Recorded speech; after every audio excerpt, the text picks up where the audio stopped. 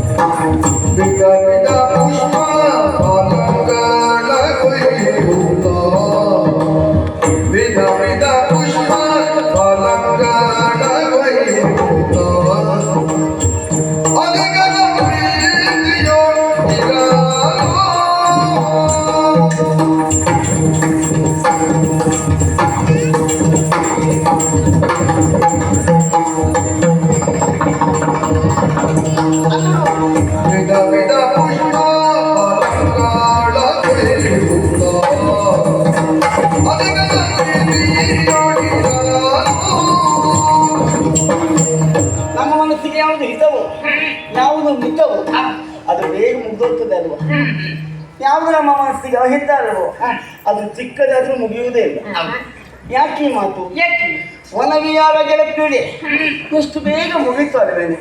ಗೊತ್ತಾಗಲಿಲ್ಲ. ಹಾ, ಜಲಕ್ರೀಡೆಯನ್ನು ಪೂರೈಸಿ ನಿಂದು ಮಡಿವಚನ ಹುಟ್ಟಿದ್ದಾಯ್ತು, ಶೃಂಗಾರ ಸ್ವಲ್ಪ ಮಟ್ಟಿಗೆ ಆಯ್ತು, ಪೂರ್ಣ ಆಯ್ತಾ? ಏನ್ ಬೇಕು ಮತ್ತೆ ಮುಂದೆ? ಹೌದಕ್ಕ, ಹೆಣ್ಣೊಬ್ಬಳು ಸರ್ವಾಂಗ ಸುಂದರವಾಗಿ ಕಾಣಬೇಕು ಅಂತ ಮುಡಿಯುವುದಕ್ಕೆ ಹೂ ಬೇಕು ತಾನೆ.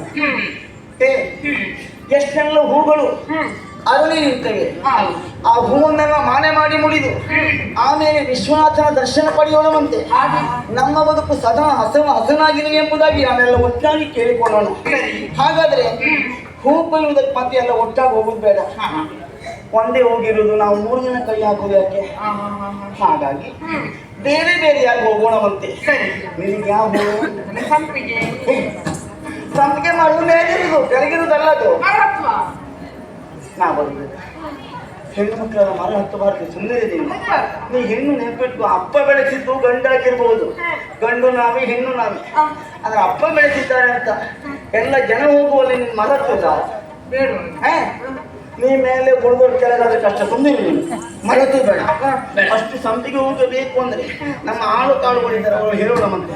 ಬೇರೆ ಒಬ್ಬ ಏನು ನಿನಗೆ ಮಲ್ಲಿಗೆ ಮೆಲ್ಲಗೆ ಇಲ್ಲೇ ಬಾ. ನನಗೆ ಎಲ್ಲ ಹೂವೆ ಎಲ್ಲವನ್ನ ಕೊಯ್ದು ಮತ್ತೆ ನಾವು ಇಲ್ಲೇ ಒಂದಾಗೋಣವಂತೆ. ನೆನಪಿರ್ಲಿ ನೆನಪಿರ್ಲಿ.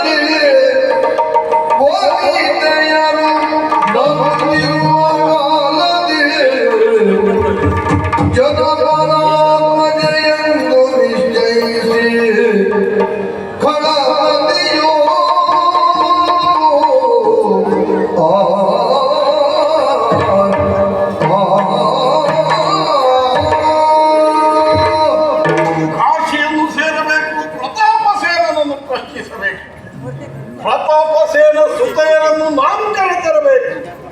ಈ ಯೋಚನೆಯಿಂದ ಧಾಪುಗಾಲಿರಿಸಿ ಹೊರಟವ ನಾನು. ಕಾರಣ ಸಿಕ್ಕಿರುವಂತಹ ಈ ವನ ಪ್ರದೇಶದಲ್ಲಿ ಸ್ವಲ್ಪ ಹೊತ್ತು ವಿಶ್ರಾಂತಿಯನ್ನು ಪಡೆದು ನೇರವಾಗಿ ಪಟ್ಟಣವನ್ನು ಪ್ರವೇಶಿಸೋಣ ಎಂದು ಇಲ್ಲಿಯೇ ನಾನು ನಿಂತೆ.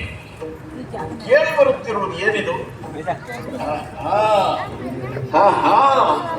ಹೆಂಗಳೆಯರ ಕಿಲ ಕಿಲನೆಂದು ಗೊತ್ತಿರುವಂತಹ ಸ್ವರ ಕೇಳ್ತಾ ಇದೆ. ಹೆಣ್ಮಕ್ಕಳ ಧ್ವನಿ, ಹೆಣ್ಣು ಮಕ್ಕಳ ಸ್ವರ.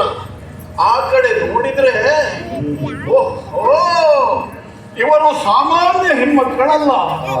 ನನಗೆ ದರ್ಶನವಾಗುತ್ತಿರುವುದು ನಾಡಿಯರದ್ದಲ್ಲವೇ?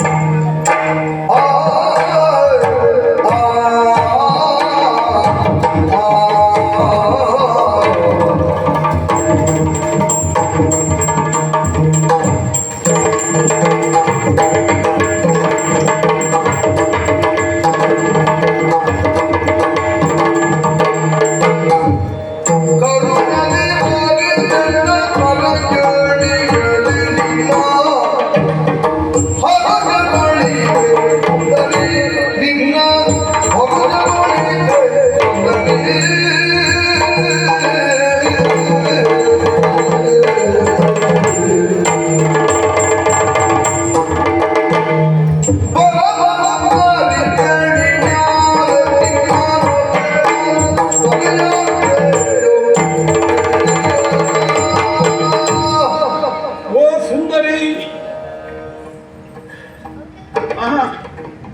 ಆಚೆ ನೋಡುವುದು ಬೇಡ, ತಪ್ಪು ನಿನ್ನದಲ್ಲ, ನನ್ನದೇ ತಪ್ಪಾಯ್ತು. ಯಾಕೆಂದ್ರೆ ಬರೇ ಸುಂದರಿ ಅಂತ ಹೇಳಿದ್ನಲ್ಲ, ಹಾಗೆ ಆಚೆ ಯಾರೋ ಇರಬಹುದು ಅಂತ ನೋಡ್ತಾ ಇದ್ದೀರೋ ಏನೋ. ಅಲ್ಲ, ಅದು ಬರೇ ಸುಂದರಿ ಅಲ್ಲ, ಪರಮ ಸುಂದರಿ, ಪರಮ ಸುಂದರಿ.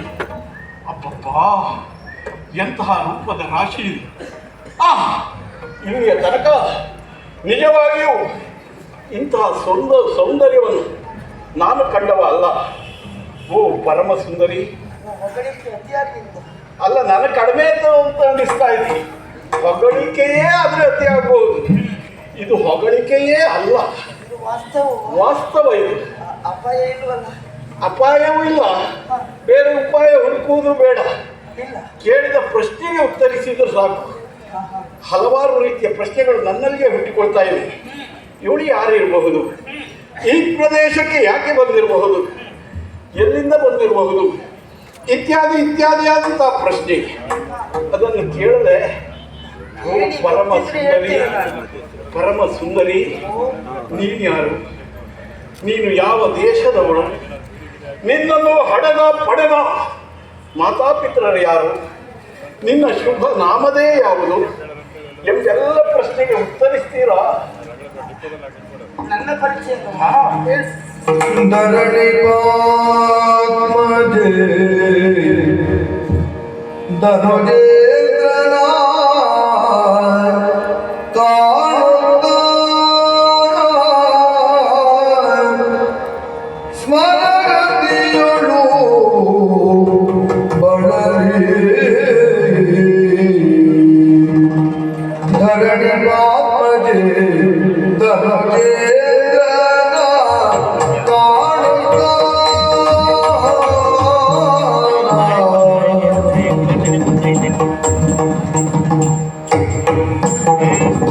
ಧರಣಿ ಪಾಪಜೆ ಧನುಜೇಂದ್ರನ ಕಾಣುತ್ತ ಧನುಜೇಂದ್ರನ ಕಾಣುತ್ತ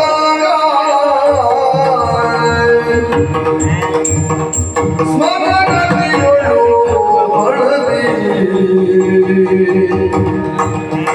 ಸ್ಮರಣೆಯೊಳು ಬಳಲಿ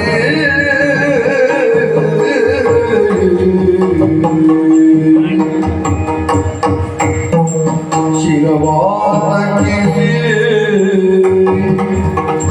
ಶಿರವಾತಕಿಸಿ ಕಾಶಿಪತಿಯ ಕುವರಿಯನ್ನ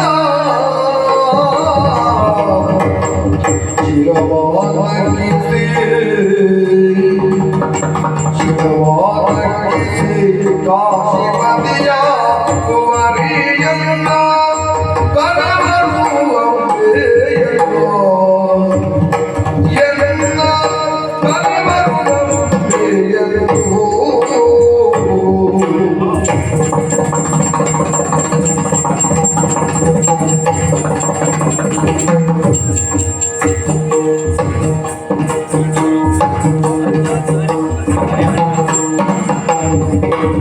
ಶಿರವಾತಕಿಸಿ ಕಾಶಿಪತಿಯ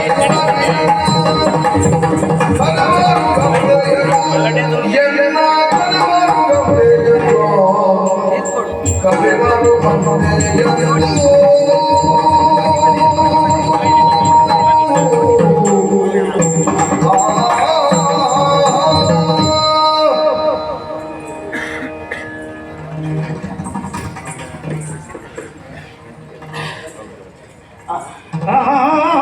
ಹೇಳ್ಬೋದು.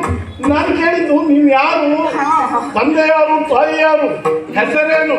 ನೀವು ಕೇಳಿದ್ದನ್ನೇ ಮರ್ತು ಬಿಟ್ಟೆ ನಾನು. ನನಗೆ ಗೊತ್ತಾಯ್ತು, ಏನೋ ಒಂದು ರೀತಿ ಆಯ್ತು ಅಂತ. ವ್ಯಕ್ತಿಯಾದ ಅತಿಯಾದ ಭಾವನೆಗೊಳಗಾದಾಗ ಭಾಷೆಯೆಲ್ಲ ಮೂಕವಾಗ್ತದೆ. ಅದೇ ರೀತಿಯಾಗಿ ಆಕಸ್ಮಿಕವಾದ ಘಟನೆ ಒಂದು ಎದುರಾದಾಗಲು ಖಂಡಿತ ಎರಡೂ ಆಯ್ತು. ಆಕಸ್ಮಿಕವಾದ ವ್ಯಕ್ತಿಯೂ ಹೌದು, ಭಾವನೆಗೂ ಒಳಗಾದದ್ದು. ನಿಮ್ಮನ್ನು ನೋಡಿದಾಗ ಅದು ಹಾ ಹೇಳಿಕೊಳ್ಳಲಾದ ಯಾವುದೋ ತುಮುಲಗಳು ಯಾವುದೋ ಭಾವಗಳು ಹೌದೇ ಬಿಡಿ ಪದ್ಧತಿಗೆ ಇರ್ಲಿ ಆ ಕಡೆ ಇರ್ಲಿ. ಪ್ರದೇಶ ಯಾವುದು ಗೊತ್ತಾಯ್ತು ನಿಮಗೆ? ಇದು ಕಾಶಿ. ಕಾಶಿ. ಹೌದು. ಹಾ ಹಾ ಹಾ ಈ ಕಾಶಿಯ ಅಧಿಕಾರಿ ಅಥವಾ ಹ್ಮ್ ಧರ್ಮಾಧಿಕಾರಿ ಪ್ರತಾಪ ಸೇನೆ ಎಂಬುದಾಗಿ. ಪ್ರತಾಪ ಸೇನ.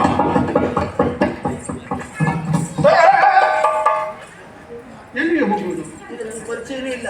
ಯಾಕೆ ಏನಾಯ್ತು? ನೀವು ಪ್ರತಾಪ್ ಸೇನೆ ಹೇಳಿದಾಗ ಹಾಗೆಲ್ಲ ಮಾಡಿದ್ದಾರೆ. ಹೇಗೆ? ಅಲ್ಲ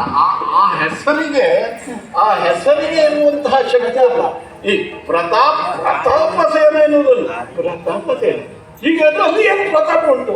ಪ್ರತಾಪ ಸೇನ ಹಾಗೆಲ್ಲಬೇಕು. ಹಾಗೆ ಹಾಗೆ ಹಾಗಿದ್ರೆ ಹೇಳ್ತೇನೆ, ಹಾ ನೀವು ಒತ್ತು ಕೊಟ್ಟು ನೋಡಿದ್ರಲ್ಲ, ಆ ಪ್ರತಾಪ ಸೇನ ಮಗಳು ನಾನು. ಹೇ ಯಾರ ಮಗಳು ಹೇಳಿ? ಪ್ರತಾಪ ಸೇನನ ಮಗಳು. ನಾನೇ. ಪ್ರತಾಪ ಸೇನನ ಮಗಳು. ಇಂತಹ ಒಂದು ಮಗಳನ್ನು ಹೊಂದಿದವನೇ ಅಂತ. ಹೌದೌದು. ಹಾ ಹಾ ಹಾ ನಾವು ಒಂದಲ್ಲ ಎರಡಲ್ಲ 3 ಹೆಣ್ಣು ಮಕ್ಕಳು ಅವನಿಗೆ. ಹಾ ಹಾಗಾದ್ರೆ ಹಾ. ಹಿರಿಯ ನಾನು. ಹೆಸರು ಅಂಬಾ, ಅಂಬಾ, ಅಂಬೆ ಅಂಬೆ, ಅಂತ ಹೆಸರು. ಅಂಬಾ. ಕೈಗೆ ಆಹಾ. ಸುಲಭ. ಆಹಾ ಬಹಳ ಸುಲಭ. ಬಾಯಲ್ಲಿ ಒಂದೇ ಒಂದು ಹೊನ್ನು ಇಲ್ಲದೆ ಹೋದವರು ಅಂಬ ಅಂತ ಹೇಳ್ಬಹುದು. ಕರೀಬಹುದು. ಹಲ್ಲು ಹುಟ್ಟಿದ ಇದ್ದ ಹೊನ್ನೆಲ್ಲ ಬಿದ್ದು ಹೋದವರು ಅಂಬೆ ಅಂತ ಹೇಳ್ಬಹುದು ಅಲ್ವೇ? ಸುಲಲಿತವಾಗಿ ಅಂಬಾ. ಅಷ್ಟು ಅರ್ಥವೂ ಉಂಟು. ಅಂಬ ಜಗನ್ಮಾತೆಯ ಹೆಸರು. ಆ ಸುಂದರವಾದ ಹೆಸರು. ಸಚಿವರಾತ್ರವನ್ನು ಕೂಡಿಕೊಂಡು ವನವ್ಯಾರ ಕೈ ನಾನು ಈ ಕಡೆಗೆ ಬಂದವರು. ಹಾ ನಿಮ್ಮನ್ನು ನೋಡಿದೆ. ನನ್ನನ್ನು ಕೇಳಬೇಕು ಅಂತ ತವಕ. ಹೌದೇ? ನಿಮ್ಮನ್ನು ಇದುವರೆಗೂ ನಾನು ನೋಡಿದ್ದಿಲ್ಲ. ಹಾ ನೀವು ಯಾರು? ನಿಮ್ಮ ಹೆಸರೇನು? ಊರು ಯಾವುದು? ಕಾಶಿಗೆ ಉಳಿದೆಲ್ಲರೂ ಬರುವ ಹಾಗೆ ಬಂದಿದ್ದು ಏನು ಅಂತ ಹೇಳ್ತೀರಾ? ನನ್ನ ಪರಿಚಯ ಬೇಕು ತಾನೆ. ಇದು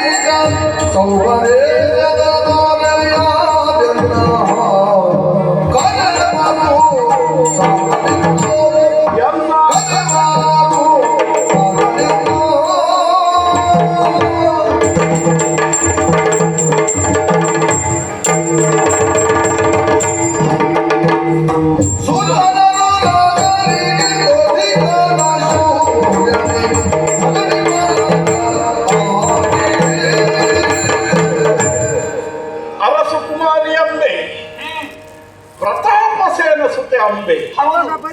ಅಂಬೆ ಪರಿಚಯ ಪರಸ್ಪರ ಇದ್ರೆ ತಪ್ಪಲ್ಲ. ಅಲ್ಲ ಮಾಡ್ಕೊಳ್ಬೇಕು ತಾನೆ. ಹೌದೇ ಹೌದು. ನನ್ನ ಪರಿಚಯ ನಿಮಗಿಲ್ಲ ಹೇಳ್ತಾರೆ.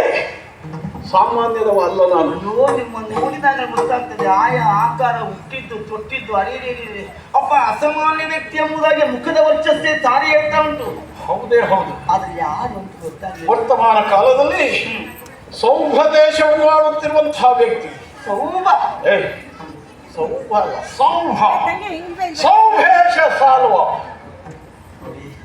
ಅವ್ರ ವಿಚಾರ ನೋಡು, ಹೌದು ಹೇಳ್ದೆ ನನ್ನ ವಿಚಾರ ಮುಂದೆ ಹೋಗುವುದೇ ಇಲ್ಲ. ಬ್ರಹ್ಮದತ್ತ ನಾಮಕ ನಾನು. ನೀವು ಬ್ರಹ್ಮದತ್ತರು. ನನ್ನ ಹೆಸರು ಬ್ರಹ್ಮದತ್ತನಿಂದಾದರೂ ಸೌಭದೇಶದ ಸಿಂಹಾಸನಾರೋಹಣ ಮಾಡಿದ ವ್ಯಕ್ತಿಯಾದ್ದರಿಂದ ನನ್ನನ್ನು ಸಾರ್ವ ನಾನೇ ಸಾರ್ವಭೂಪತಿ. ಮನೆ ಸಾರ್ವ ಎಂಬುದಿಗೆ ಮುಗಿಯಲಿಲ್ಲ. ನನ್ನವರು ಅಂದರೆ ನನ್ನನ್ನು ಸರಿಯಾಗಿ ತಿಳಿದವರು ನನ್ನ ಕುರಿತಾಗಿ ಆಡುವ ಮಾತು ಏನು? ಸುರನರೋರುಗಳಿಗಿಂತ ಅಧಿಕ. ಅಯ್ಯೋ, ಅದಕ್ಕೆ ಅವ್ರು ಹೇಳ್ಬೇಕು ಅಂತಿಲ್ಲ, ನಾನು ಹೇಳ್ತೇನೆ ನೀವು ಅದಕ್ಕೆ ಅಂತ. ಶೌರ್ಯದಿ ಅದೇ ಯಾವ್ದ್ರಲ್ಲಿ ಎತ್ತಬೇಕು? ಶೌರ್ಯದಿ ಅಧಿಕನ ಶೌರ್ಯದಿ. ಶೌರ್ಯ ಪರಾಕ್ರಮಗಳಲ್ಲಿ ಹಾಗಾದ್ರೆ ಸ್ಥಾನದಲ್ಲಿ ಅರಸು, ಸೌಭೇಷ ಸೌಭೇಷ ಸಾಲುವ. ಸಂತೋಷವಾಯ್ತು. ಹಾ ಪರಸ್ಪರ ಪರಿಚಯ ಆಯ್ತು. ಹೌದು. ಬರ್ತೀನಿ. ಮುಂದೆ ವಿಷಯ ಉಂಟು, ಮಾತಾಡಲಿಕ್ಕೆ ಉಂಟು. ಹೇಗೆ ಮಾತನ್ನು ಮುಂದುವರಿಸುವುದು ಅಂತ ಸ್ವಲ್ಪ ವಿಶ್ವನಾಥ್ ನೋಡ್ಲಿಕ್ಕೆ ಬಂದಿದ್ರು ಅಥವಾ ಅದೆಲ್ಲ ಬಂದಾಗ ನೋಡ್ಕೊಂಡು ಹೋಗ್ತೇನೆ, ಅದು ಬೇರೆ. ಅದು ಈಗ ಪ್ರಧಾನವಾದ ವಿಷಯ ಪ್ರಯಾಣ ಹೇಳಲೇಬೇಕಾದ ಒಂದು ವಿಷಯ ಇದೆ. ಹೇಳಲೇಬೇಕಾದ ಪ್ರಯಾಗಕ್ಕೆ ನಾಳೆ ನಾನು ನೀನು ಒಟ್ಟು ಹೋಗೋಣ, ಗೊತ್ತಲ್ಲ. ಹೇಳಲೇಬೇಕಾದ ವಿಷಯ ಯಾವುದು ಗೊತ್ತಾ? ಎಂತದುಂಟು ಹೇಳಿ ಆಯ್ತಲ್ಲ. ನಾಳೆ ಕಷ್ಟ ಆಗ್ತದೆ ನನಗೆ, ಹೀಗೆಲ್ಲ ಹೇಳಿ ಕೇಳಿ ಅಭ್ಯಾಸ ಇಲ್ಲ. ಹೇಳಿ ಕೇಳದೆ ಆದ್ರೂ ಅಲ್ಲ, ಹೇಳಿ ಕೇಳದೆ ಅಲ್ಲ, ಹೇಳಿ ಕೇಳುವುದೇ ಇಲ್ಲ ಉಳಿದದ್ದೆಂಥದ್ದು. ಹಾಗೆ ಹಾ ಅಲ್ಲಿ ಅಂತದಕ್ಕೆ ಕಷ್ಟ ಆಗುವುದು ಎಂತದಪ್ಪ.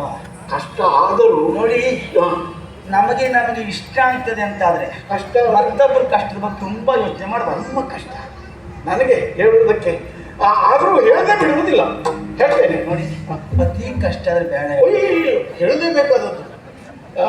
ಅಂಬೆ ತೊಂದರೆ ಅಲ್ಲ ಗೊತ್ತಾಯ್ತು ನನಗೆ. ಊರು ಬಿಟ್ಟು ಬರ್ತಾರಲ್ವಾ? ಇಲ್ಲ, ಅದು ತುಂಬಾ ಜನ ಬರ್ತಾರೆ ಹೋಗ್ತಾರೆ, ಅದಕ್ಕೆ ಆದ್ರೆ ನಾನು ಕೇಳುವುದಿಲ್ಲ. ಅದಕ್ಕೆ ಅಲ್ಲ, ನಿನ್ನ ಅಪ್ಪನಿಗೆ ಅದೇ ಕೆಲಸ ಆಗಿರ್ಬೋದು, ಬಂದವರಿಗೆ ವ್ಯವಸ್ಥೆ ಮಾಡುವುದು, ಧರ್ಮಾಧಿಕಾರಿಗಳು ವ್ಯವಸ್ಥೆ ಮಾಡುವುದು ಅವ್ರಿಗೆ ಜನ ಇದ್ದಾರೆ. ನಮಗದಲ್ಲ, ನಾವು ಬಂದದ್ದು ಅದಕ್ಕೆ ಅಲ್ವೂ ಅಲ್ಲ. ಅಷ್ಟು ಕಷ್ಟ ಆಗುದು ಅಂತ. ಕಷ್ಟ ಏನು ಗೊತ್ತಾ? ಏನು? ನಿನ್ನನ್ನು ಸರಿಯಾಗಿ ನೋಡಿದೆ, ಮದುವೆ ಆದವಳಂತೆ ಕಾಣುವುದಿಲ್ಲ ಅಲ್ವೇ? ಮದುವೆ ಆಗಿಲ್ಲ. ಆದ್ದರಿಂದ ಮುಂದಿನ ವಿಷಯವನ್ನು ಪ್ರಸ್ತಾಪಿಸಿದ್ರೆ ಹೇಗೆ ಯೋಚನೆ ಮಾಡ್ತಾ ಇದ್ದೇನೆ. ಏನು? ನೇರವಾಗಿ ಹೇಳಿಬಿಡ್ತೇನೆ. ಅಯ್ಯೋ, ನನಗದು ತುಂಬಾ ಇಷ್ಟ. ಅಂಬೆ, ಓ, ಬರಡು ಆಗಿರುವಂತಹ ಬರಡು ಭೂಮಿಗೆ ಮುಂಗಾರು ಹನಿಯಾಗಿ ನೀನು ಬರ್ತೀಯ ಅಂಬೆ. ಈ ಸಾವನ ಜೀವನ ಬರಡು ಭೂಮಿಯಂತಾಗಿದೆ, ಮುಂಗಾರು ಮಳೆಯಾಗಿ ನೀನು ಪ್ರವೇಶ ಮಾಡ್ತೀಯ. ಈ ಸಾಲ್ವನ ಬಾಳೆಂಬ ಮಹಾಮರದ ಮೇಲೆ ಕೋಗಿಲೆಯಾಗಿ ಕುಳಿತು ಹಾಡುವೆ ಅಂಬೆ. ಈ ಸಾಲ್ವನ ದಾಂಪತ್ಯ ಜೀವನಕ್ಕೆ ಮುನ್ನುಡಿಯನ್ನು ನಾಂದಿಯನ್ನು ಬರೆಯುವೆ ಅಂಬೆ. ನನ್ನನ್ನು ವರಿಸುವೆಯೋ?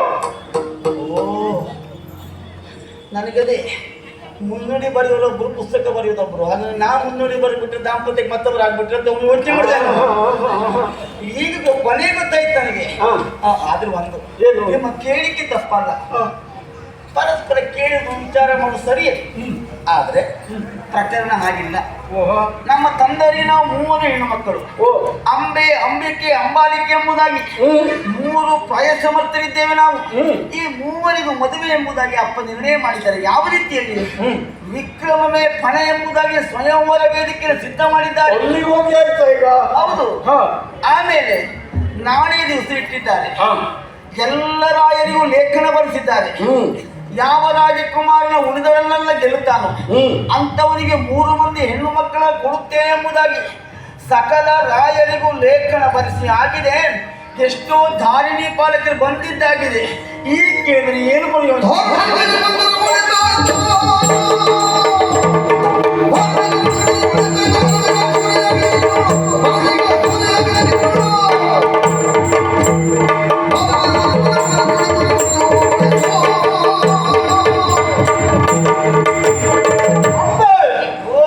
ನಾನು ನಿನ್ನಲ್ಲಿ ಕೇಳಿಕೊಂಡೆ, ವರಿಸುವೆಯ ಎನ್ನನ್ನು ಎಂದು ಮನಸ್ಸಿತ್ತು. ಆದ್ರೆ ತೊಂದರೆ ಇದೆ. ಅಪ್ಪ ಈಗಾಗಲೇ ಇದ್ದಾರೆ, ಧಾರಣೀಶರು ಬಂದು ಸೇರಿದ್ದಾರೆ, ಎಲ್ಲ ಬಂದಿದ್ದಾರೆ. ಅವರು ಬಂದು ಸೇರಿದರೆ ನಮಗೆ ಲೆಕ್ಕ ಅಲ್ಲ.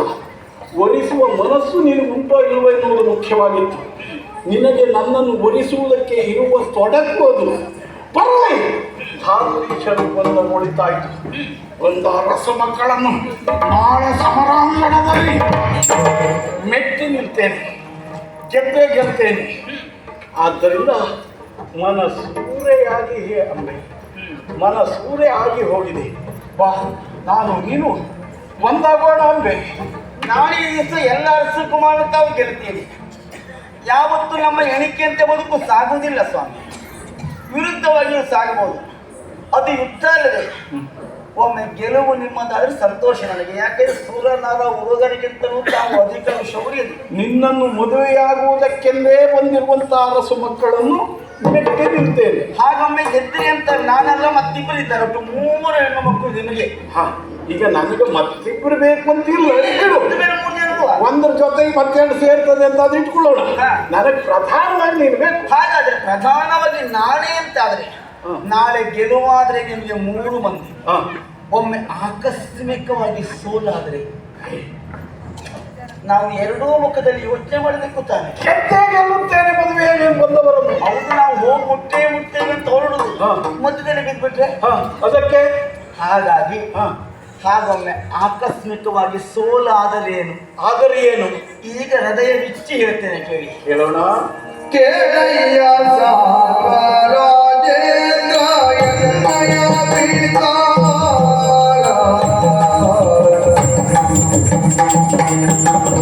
ಕೇಳಯ್ಯ ರಾಜೇಂದ್ರ ಎನ್ನಯ ಪಿತಾ ನಾಳೆಯನ್ನದು ಜಯ ಎನ್ನಯ ಪಿತಾ ನಾಳೆಯನ್ನದು ಜಯ ಹೌದು,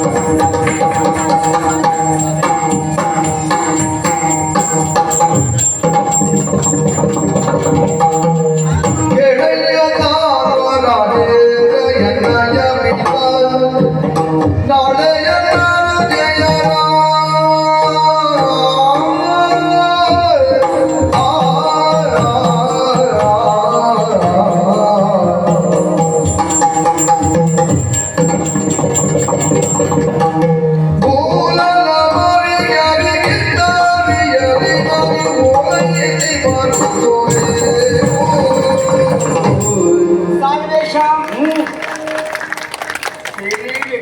ಹೇಳಲೇಬೇಕು.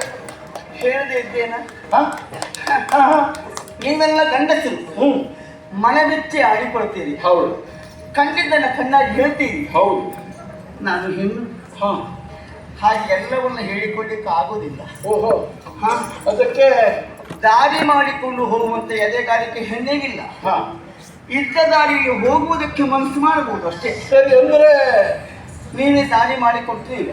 ಒಲಿಸುವೆಯ? ಹಾ, ನನಗೆ ಬೇಕಿತ್ತು ನನ್ನನ್ನು ಮೆಚ್ಚುವ, ನನ್ನನ್ನು ಸ್ವೀಕರಿಸುವ, ಪರಸ್ಪರ ವಿರೋಧಿಗಳಿಗೆ ಸಮರ್ಥವಾಗಿ ನಿಲ್ಲುವ ಒಬ್ಬ ಗಂಡು ಬೇಕಿತ್ತು ನನಗೆ. ಹೌದೇ? ಖಂಡಿತ ಅನುಮಾನವೇ ಇಲ್ಲ. ಹ. ಅಪ್ಪನ ನಿರ್ಣಯ ಮಾಡಿದ್ದಾರೆ, ಹ್ಮ್. ಕೇಳಲಿಲ್ಲ ಅವರು. ಹ್ಮ್. ಅದಕ್ಕೆ ಆಕ್ಷೇಪ ಇಲ್ಲ. ಹ್ಮ್. ಅವರು ಕೇಳಲಿಲ್ಲ, ನಾನೀಗ ಅವ್ರಿಗೆ ಹೇಳುವುದೂ ಇಲ್ಲ. ಹ್ಮ್. ಅದು ನಿಮಗೆ ಹೇಳ್ತೇನೆ. ಹ. ಹಾ, ಏನದು? ನಾನೇ ಸೋಲೋ ಗೆಲುವು. ಹ. ಗೆದ್ದರೆ ಹೇಳಬೇಕಾದಿಲ್ಲ, ನಿಯಮದ ಪ್ರಕಾರವಾಗಿ ಮೂವರು. ಹ್ಮ್. ಆಕಸ್ಮಿಕವಾಗಿ ಹ್ಮ್. ಬೇಡ ಬೇಡವೆಂದರೂ ನಾವು ಬಯಸಿದ್ದು ಸಿಗದೆ ಸೋತ್ರಿ ಅಂತಾದ್ರಿ. ಆದರೂ ನಾನು ನಿಮ್ಮನ್ನ ಮದುವೆ ಆಗುದಿಲ್ಲ. ಹ? ಮನಸ್ಸಿಲ್ಲ, ಮದುವೆ ಆಗುವುದಿಲ್ಲ. ಓಲೈಸಿ ಒರಿಸುವೆನು. ಸುಮ್ಮನೆ ಹೀಗೆ ಒಟ್ರಾಶಿ ಮದುವೆ ಆಗುವುದಲ್ಲ, ನಿಮ್ಮ ಅರ್ಥ. ಓಲೈಸಿ ವರಿಸುವೆನು ಅಂತ. ಈ ಲೋಕದಲ್ಲಿ ಒಬ್ಬಳು ಗಂಡು ಮತ್ತೆ ಒಬ್ಬ ಹೆಣ್ಣು ಹ. ಪರಸ್ಪರ ಓಲೈಸಿಕೊಂಡಿರ್ತಾರೆ. ಹ್ಮ್. ಅದು ಮದುವೆ ಆಗಿರಬೇಕು ಅಂತಿಲ್ಲ. ಪರಸ್ಪರ ಮದುವೆಯಾಗಿಯೂ ಇರ್ತಾರೆ. ಓಲೈಸಿಕೊಂಡಿರಬೇಕು ಅಂತಿಲ್ಲ. ಹೌದು. ಕೆಲವರು ಮದುವೆ ಆದ ಮೇಲೆ ಓಲೈಸಿಕೊಳ್ತಾರೆ, ಕೆಲವರು ಮದುವೆ ಆಗುದೊಬ್ಬರೊಟ್ಟಿಗೆ ಮತ್ತೊಬ್ಬರೊಟ್ಟಿಗೆ ಓಲೆ ಹೀಗೆಲ್ಲ ಇರ್ತದೆ. ಹೌದು. ನಾನು ಹಾಗಲ್ಲ. ಹ. ಒಬ್ಬಳು ಕಾಶಿಯ ವಿಶ್ವನಾಥನ ಸದ್ಭಕ್ತೆಯಾಗಿ ಹ್ಮ್. ಗಂಗಾ ನೀರನ್ನು ಕುಡಿದ ಪರಿಣಾಮವಾಗಿ ಹ್ಮ್. ನಿಮ್ಮನ್ನ ಓಲೈಸಿ, ಅಂದ್ರೆ ಹಗಲು ರಾತ್ರಿಯಲ್ಲಿ, ಕಷ್ಟ ಸುಖದಲ್ಲಿ, ದುಃಖ ಮತ್ತು ಸಂತೋಷದಲ್ಲಿ ನಿಮ್ಮ ಛಾಯಾನುವರ್ತಿಯಾಗಿ ನಿಮ್ಮನ್ನ ಓಲೈಸಿಕೊಂಡು ಬದುಕುತ್ತೀರಂತೆ. ಹೌದೇ? ನನ್ನಪ್ಪ ಪಣದ ಪ್ರಕಾರವಾಗಿ ಉಳಿದಿಬ್ಬರನ್ನ ಯಾರಿಗೆ ಬೇಕಿದ್ರೆ ಕೊಡ್ಲಿ, ನಾನು ನಿಮ್ಮನ್ನೇ ಓಲೈಸಿ ಮದುವೆ ಆಗ್ತೇನೆ. ಸರಿ, ನಾಳೆ ನಡೆಯುವಂತ ಕ್ಷಣ ಅಲ್ಲಿ ಏನೇ ಆದ್ರೂ ಅದು ನಿನಗೆ ಸಂಬಂಧ ಇಲ್ಲ. ಏನ್ ಬೇಕಾದ್ರೂ ಹಾಗೆ ಹೋಗಿ, ಎದ್ದರಂತ ಬಿಡಿ. ನೀನು ನನ್ನನ್ನೇ ಓಲೈಸುವವರು. ಹನುಮ ನಾಳೆ ಆಗ್ಬೇಕು ಅಂತಿಲ್ಲ, ಅದೇ ಹೌದು ಅಂತ ಆದ್ರೆ ನಾಳೆ ಹಣದಲ್ಲಿ ಸೋಲಲಿ ಗೆಲ್ಲಲಿ ಓಲೈಸಿ ಒರಿಸುವವಳು ಅಂತ ಹೇಳ್ತಿಯಲ್ಲ, ಖಂಡಿತ ಅದೇ ಹೌದು ಅಂತ ಆದ್ರೆ ನಾಳೆಗೆ ಯಾಕೆ ಕಾಯಬೇಕು ನಾವು? ಹಿಂದೆ ಒಂದಾಗೋಣ ಗಾಂಧರ್ವ ರೀತಿಯಿಂದ. ಬೇಡ, ಸರಿಯಲ್ಲ. ಒಂದು ವೇದಿಕೆ ಉಂಟು, ಹ್ಮ್. ಅಲ್ಲಿ ಮೂವರು ಹೆಣ್ಣು ಮಕ್ಕಳು ನಿಲ್ಲಲೇಬೇಕು ನಾವು. ಹ್ಮ್. ನಿಂತಾಗ ನೀವು ಬರ್ತೀರಿ, ನಿಮ್ಮ ತೋಳವರ ಮೇಲೆ ವಿಶ್ವಾಸದಿಂದ ಆಡುವ ಮಾತು ನಾವು. ಹೇಗೂ ಗೆಲ್ತೀರಿ ಅಂತ. ಬಹುಶಃ ನಿಮ್ಮಷ್ಟು ಬಲಾಢ್ಯರು ಮತ್ತೊಬ್ಬರು ಬರ್ಲಿಕ್ಕಿಲ್ಲ. ಹಾಗಾಗಿ ವೇದಿಕೆಯಲ್ಲಿ ನಿಲ್ಲುವುದು ಹಾಗಾದ್ರೆ ಆಕಸ್ಮಿಕವಾಗಿ ಅಲ್ಲಿ ನಿರ್ಣಯ ಬದಲಾದಾಗ ಮಾತ್ರ ನಾನು ಒಲಿಸ್ತೇನೆ. ಈ ಮಾತನ್ನು ನಾನು ನಂಬಬೇಕೆ? ಧಾರಾಳವಾಗಿ ನಂಬಿ ಬನ್ನಿ ನೀವು.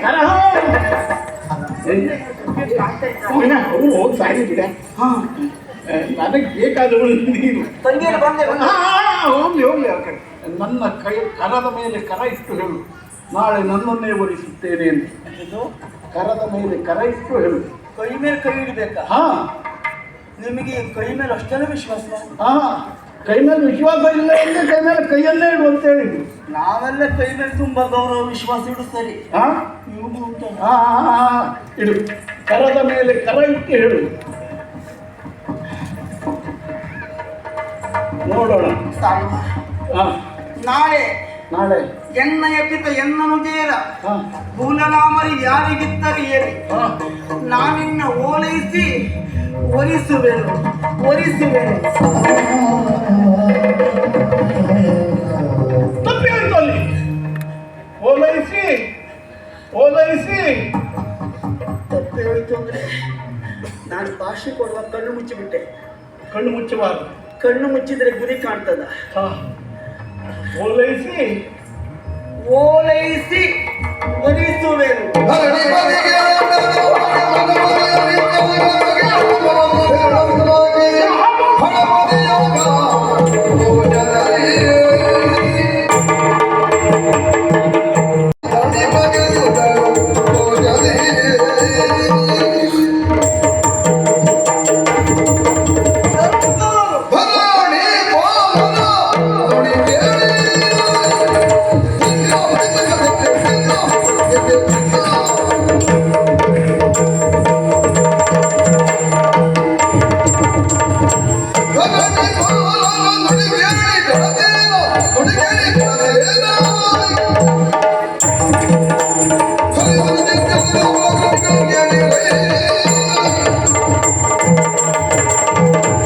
ಇಲ್ಲಿಯೇ ನಡೆಯಬೇಕಾದಂತಹ ತೀರ್ಮಾನಿಸಲ್ಪಟ್ಟಂತಹ ಕಾರ್ಯ ನಡೆಯಕೂಡದು ತನ್ನಣಿಕೆಯಂತೆ ನಡೆಯಬೇಕು ಅಂತಾದ್ರೆ ಅದು ಅಸಾಧ್ಯವಾದದ್ದು.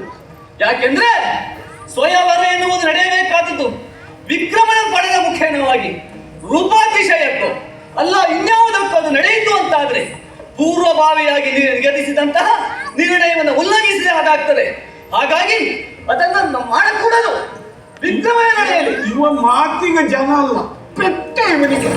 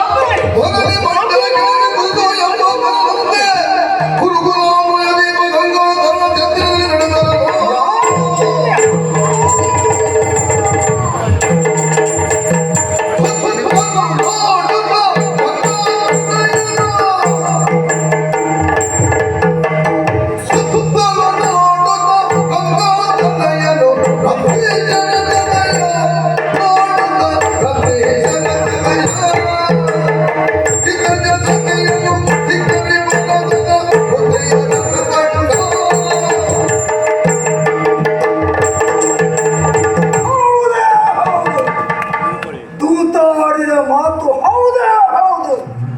ಎಲ್ಲರನ್ನ ಸಾಮಂತ ಮಂದಿಯರಲ್ಲಿ ಬಂದು ಸೇರಿದ್ದಾರೆ. ಹಸ್ತಿನಿಗೆ ಇದು ಷಡ್ಯಂತ್ರವೇ ಸತ್ಯ. ಮದ್ದರೆಯುತ್ತೇನೆ. ಧರ್ಮ ನಿಪ್ಪತ್ತೊಂದು ಜಯ.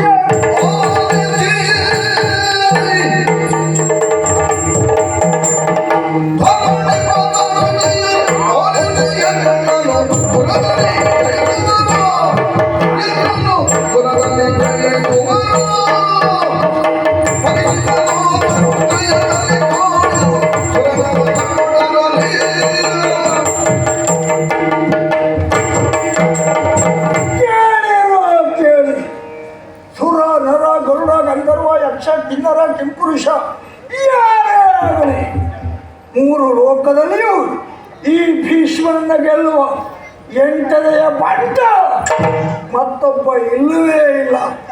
ಈ ನನ್ನ ಮಾತಿನ ಮೇಲೆ ನಿಮಗೆ ಭರವಸೆ ಉಂಟು ಅಂತಾದ್ರೆ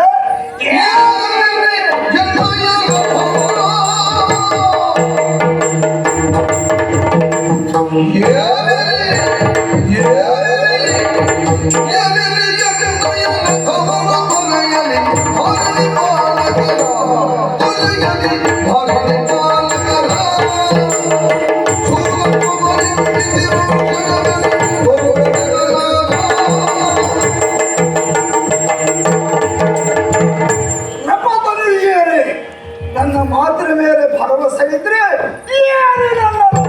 ಯಾರು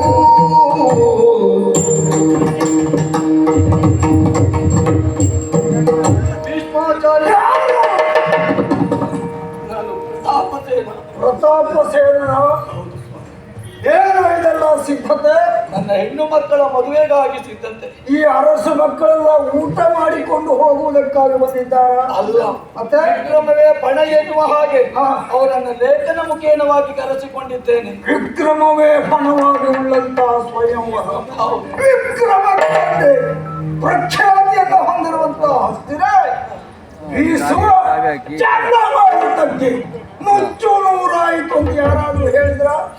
ಅತ್ಯಾಗೆ ನಿಮಗೆ ಲೇಖನ ತಲುಪಲಿಲ್ವಾ? ಸೂತ್ರ ಮುಖೇನ ಕಳುಹಿಸಿ ಕೊಟ್ಟಿದ್ದೆ ನಾನು. ಇದೇ ರೀತಿಯ ಮಾತನ್ನು ಮೊದಲು ಯಾರಿಗಾದ್ರೂ ಹೇಳಿದ್ದೀಯ? ಅಲ್ಲಪ್ಪ, ನಿಮಗೆ ಬೇಡ, ನೀನು ಆಮಂತ್ರಣ ಕೊಟ್ಟು ಹಸ್ತಿನಾವತಿಯ ಘನತೆ ಗೌರವ ಮುಗಿ ಹತ್ತಿರಕ್ಕೆ ಏರಬೇಕಾದದ್ದೇನೂ ಇಲ್ಲ. ಆಮಂತ್ರಣ ಕೊಡಲಿಲ್ಲ ಅಂದ ಮಾತ್ರಕ್ಕೆ ಹಸ್ತಿನಾವತಿಯ ಘನತೆ ಪಾತಾಳದ ಪ್ರಪಾತಕ್ಕೆ ಉರುಳಿ ಬೀಳುವುದೂ ಇಲ್ಲ. ಆದ್ರೂ ಒಂದು ಎಚ್ಚರ, ನಾನು ಬಂದ ಮೇಲೆ ನನ್ನಿಚ್ಛೆಯಂತೆ ಇನ್ನು ಮುಂದಿನ ಎಲ್ಲ ಕಾರ್ಯಕ್ರಮಗಳು ನಡೆಯಬೇಕು. ಅಯ್ಯೋ, ನೀವು ಬಂದ ನೀವು ಹೇಳಿದ ಹಾಗೆ.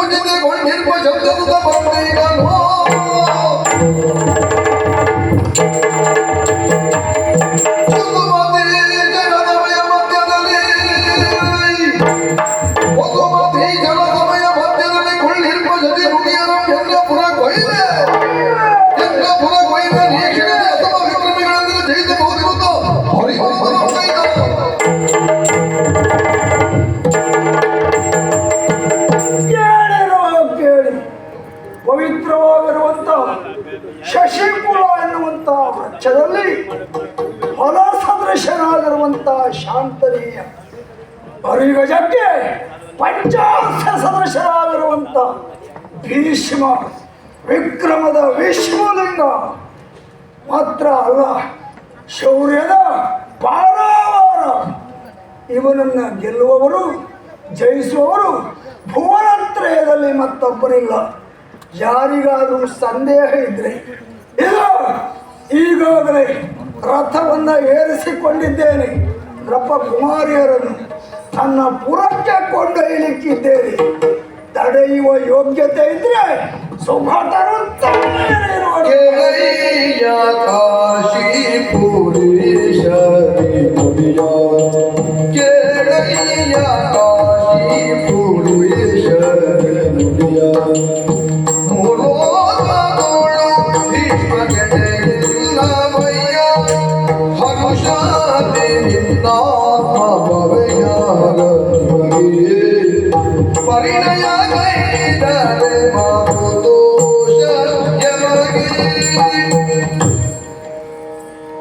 ಮಹಾರಾಜ, ನಿನ್ನ ಈ ಮೂವರು ಕುವರಿಯರನ್ನ ಭೀಷ್ಮನಿಗೆ ಮದುವೆ ಮಾಡಿಕೊಡುವುದು ಒಳ್ಳೆಯದು ಅಂತ ಹೇಳ್ತಾ ಇದ್ದೇನೆ.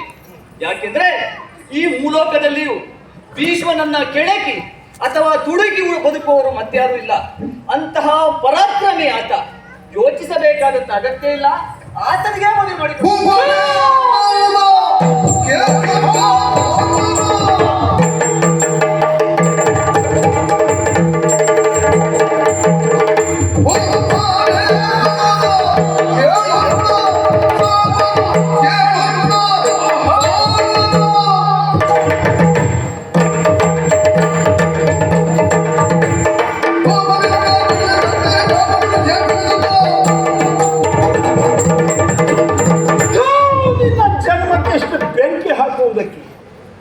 ಏನು ಹೇಳಿದಿರೋ, ಏನು ಹೊಗಳಿದಿರೋ? ಕೇಳಯ್ಯ, ಕಾಶಿ ಪೊರೇಷನ್ ನುಡಿಯ ಮೂಲೋಕದಳು ಇವ ಗಣ ಇಲ್ಲವಯ್ಯ. ಕರ್ಮ ತೀರ್ಲಿಕ್ಕೆ ಯಾಕೆ ಬಂದಿದ್ದೀರಿ ನೀವು? ನೀವು ಕ್ಷತ್ರಿಯರ, ನಿಮ್ಮ ದೇಹದಲ್ಲಿ ಹರಿಯುತ್ತಿರುವುದು ಕ್ಷತ್ರಿಯ ನೆತ್ತರು ಹೌದಾ? ಆಹ್ವಾನವನ್ನು ಕೊಡ್ತಾ ಇದ್ದಾನೆ ಭೀಷ್ಮ. ಬನ್ನಿ, ತುಡುಕಿರುವ ತುಡುಕಿ ಶಶಿಕುಲಾದಿಪುಗಳ ಶೌರ್ಯ ವೃಕ್ಷಗಳು ಅಧಿಕ ಅಧಿಗಜಕ್ಕೆ ಪಂಚಾಸ್ಯ. ಅವರಂತೆ ಏನು ಅವನ ಪಂಥಾಹ್ವಾನಕ್ಕೆ ಬೆದರಿದ್ದೀರಾ? ನಾನು ಬೆದರುವ ಮಾತ ಭೀಷ್ಮನ ಪಂಥಾಹ್ವಾನಕ್ಕೆ ಪ್ರತಿ ಪಂಥಾಹ್ವಾನ ನನ್ನದೇನು ಗೊತ್ತಾ? ದುರ್ಬಲ ಕ್ರಮವೆಲ್ಲ ಭೀಷ್ಮನಲ್ಲಿ ಬಾರಿಸುವುದೇ. ದುರ್ಬಲ ಕ್ರಮವೆಲ್ಲ ಭೀಷ್ಮನಲ್ಲಿ ಬಾರಿಸುವುದೇ. ಸುರನಗುರುಗರೆಲ್ಲ ಬದುಕಿದರೆ ಸಂಗರದ ಶಿರವರಿದಳಿದನು ಕೋಶಿ ಕ್ರಮರಾಯನ.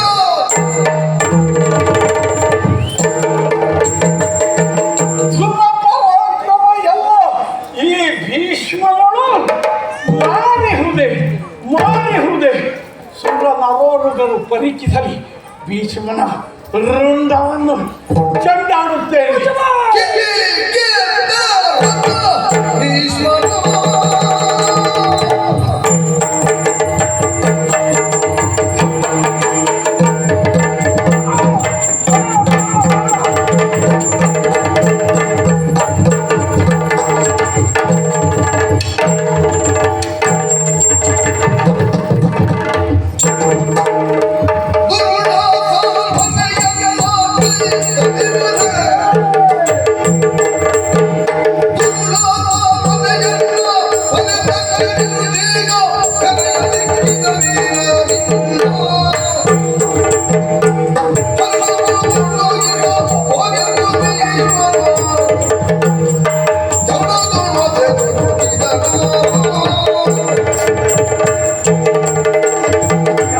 ಮೂರ್ಖ ಅಪಾಂಥೇಯ ಅಡ್ಡಪಂಥಿಯವನೇ ದುರಪರಾಕ್ರಮ ಭೀಷ್ಮನಲ್ಲಿ ಮಾರುವುದೇ.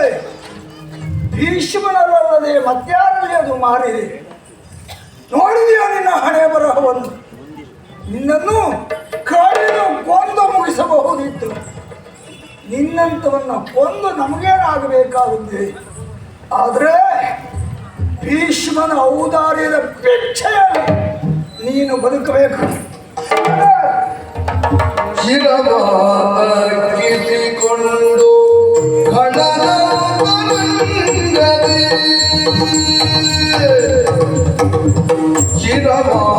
ಶಿರಮಾರ್ಕಿಸಿಕೊಂಡು ಖಡಗಂಗದೆ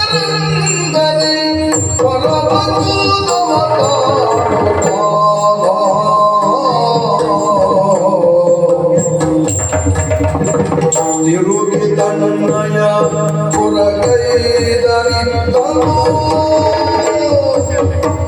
ತಿರುಗಿ ತನ್ನಯ ಪುರಗೈದರಿದ್ದನು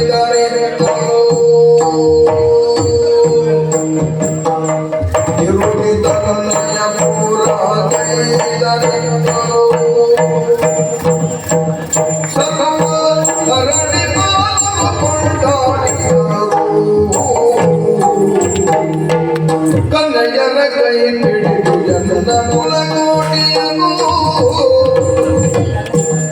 ಧನ್ಯರಾಗುವುದನ್ನು ಮಾಡುವುದು ಮನದೇ. ಇನ್ನು ತಮ್ಮ ವೀರಗಳು ಬಂದ ಜನ ಕೈಯ ಬೇಗೆನ್ನು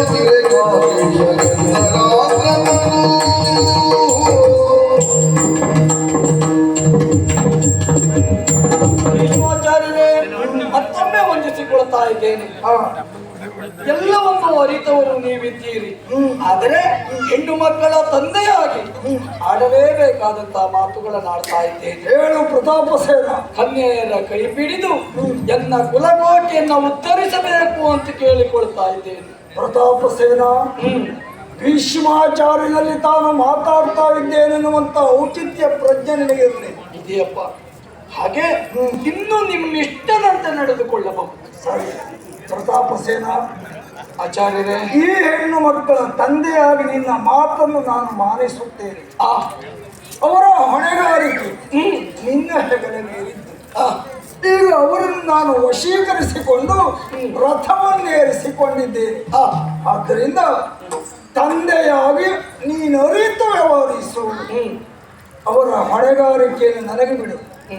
ಅವರ ವಿವಾಹ ಕಾಲಕ್ಕೆ ನಿನಗೆ ಹೇಳಿ ಕಳುಹಿಸುತ್ತೇನೆ. ಒಂದು ದಾರಿಯನ್ನು ಕೊಟ್ಟು ಆಶೀರ್ವಾದ ಮಾಡಿ ಹೋಗು.